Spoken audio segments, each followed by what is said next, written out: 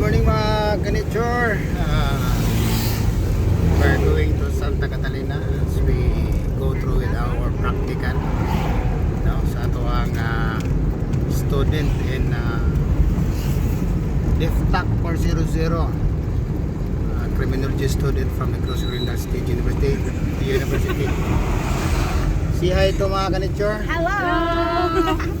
Hi guys! Nature. Hi. Ato ang unang salang si kinsa ni siya? Si Bye-Bye! Nature Bye-Bye, no?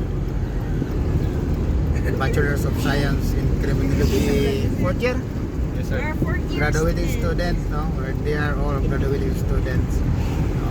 Inyo ang instructor, oy, hapit man nilupad ni lista. Wala naman tatong lista to. Okay, so we are already reached in Sambuangita area, no? Padulong na ta sa Sambuangita.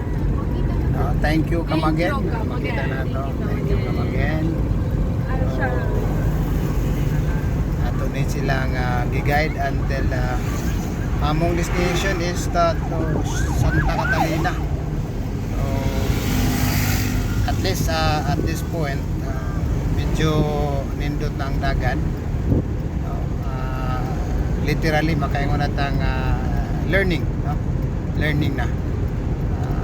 Maka-drive na og sakyanan, although need pa og more experience, more time to develop their skills in driving. But gradually, as a matter of fact, muna siya ang skills development. Dili ni siya yung first time, second time, ayaw na dayon. This is a continuous learning, no? So, ready na? Ready na ba? Sunod? Ready na ba?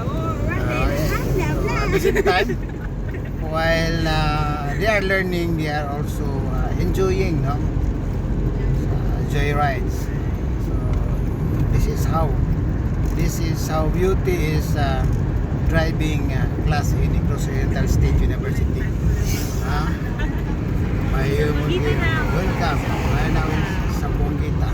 So ato ni continue ang video na to right after maka-change mo tag driver. For now, enough lang muna. Good luck mga ganitsure.